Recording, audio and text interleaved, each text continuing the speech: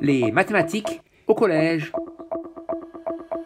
Ah, elles sont pas mal ces chaussettes. Elles coûtent combien? J'ai trouvé un site où les 3 paires de chaussettes coûtent 7 €. Quel est à ce moment-là le prix de 24 paires de chaussettes? Je suppose bien sûr que le prix des chaussettes est proportionnel à la quantité de chaussettes achetées.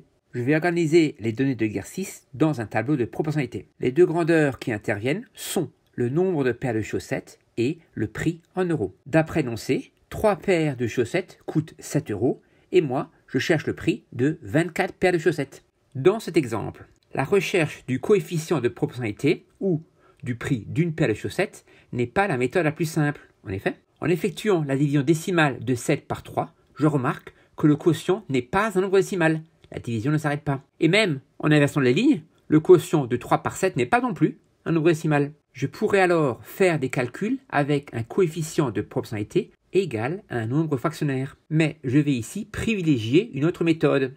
Et au lieu de chercher le coefficient de proportionnalité qui permet de passer d'une ligne à une autre, je vais chercher le nombre qui permet de passer d'une colonne à une autre. Ici, j'achète 24 paires de chaussettes. Ça veut dire que j'achète 8 fois 3 paires de chaussettes. Donc 8 boîtes de 3 paires. Je multiplie donc par 8 pour passer de la deuxième colonne à la troisième colonne. Car 3 fois 8 est égal à 24. Cela signifie que le prix de 24 paires sera 8 fois plus grand que le prix de 3 paires.